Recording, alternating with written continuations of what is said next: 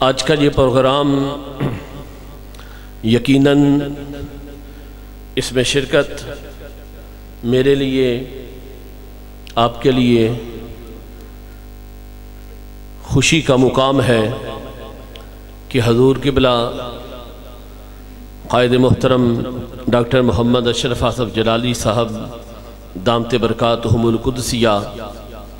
جو حکومت کی طرف سے پابندی لگائی گئی تھی، اس کے بعد پہلی مرتبہ وہ سیالکوٹ تشریف لا رہے ہیں۔ میں اور آپ کو عمیق قلب سے اہلا و سہلا مرحبا خوش آمدید کہنے کے لیے یہاں حاضر ہیں۔ چونکہ کثیر تعداد میں علماء کرام موجود ہیں، وقت کے دامن میں وسعت نہیں ہے، بس ایک ہی گزارش آپ کے گوش گزار کرنی ہے کہ موجودہ حالات و واقعات میں یہ بات کسی باشعور سنی سے ڈھکی چھپی نہیں ہے کہ جو ہمارے مسلک کے ساتھ ہو رہا ہے، جس طرح اس کو تقسیم در تقسیم کیا جا رہا ہے، اور وہ قوتیں جو پچھلی ایک صدی سے ایری چوٹی کا زور لگا رہی تھیں کہ کسی نہ کسی طریقے سے مسلک حق اہل سنت والجماعت کو بھی، یہ بریلوی مکتبہ فکر کو بھی گروہوں میں تقسیم کر دیا جائے، یہ بھی جب اپنا نام بتائیں تو ساتھ یہ بتانے پہ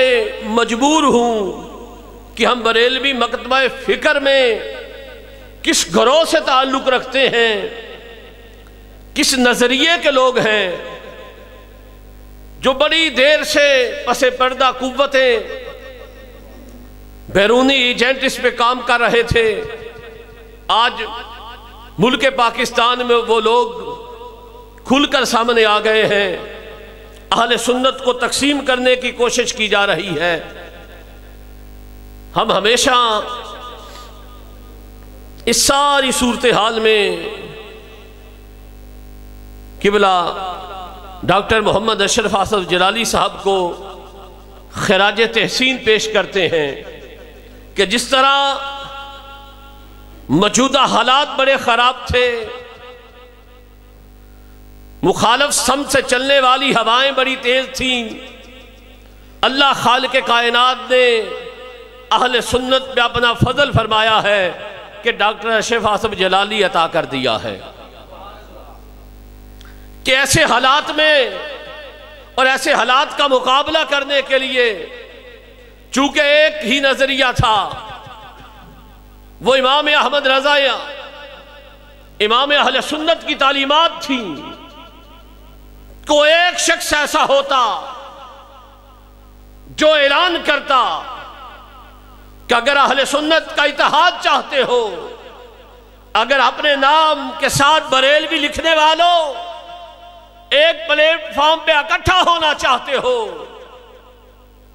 تو اپنے آپ کو